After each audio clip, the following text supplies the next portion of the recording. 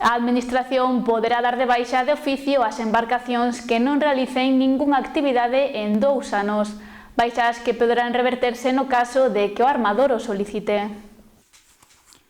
Hai unhas semanas entrou en vigor o Real Decreto de Ordenación Pesqueira, no que o Estado recolle unhas normas básicas sobre a regulación do rexistro da flota e condicións sobre os cambios do porto base.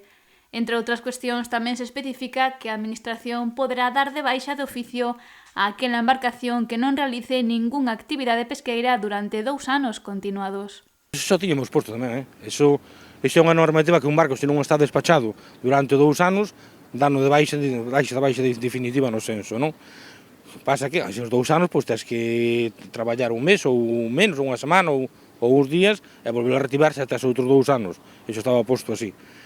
Que pasa? Que iso hai unha controversia aí, pois, en ese aspecto, que se di que, bueno, que se ti non queres esa empresa, nada queres usar, pois que lle días os permes para outro para que poda usalos, non?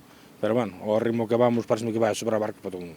Estas baixas provisionais por falta de actividade pesqueira poderán reverterse sempre que o armador o solicite a autoridade pesqueira competente nun prazo máximo de 5 anos, aínda que o proceso pode rematar cunha baixa definitiva do barco.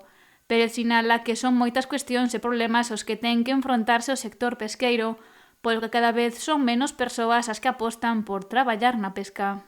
No, a verdade é que o sector está pasando mal en todos os aspectos, entonces, claro, isto é moi difícil sacar unha empresa avante. Só temos, en estes momentos non temos máis que facer pagos, temos tasas por todos os lados para facer pagos, e claro, as ganancias son moi poucas en estes momentos, non?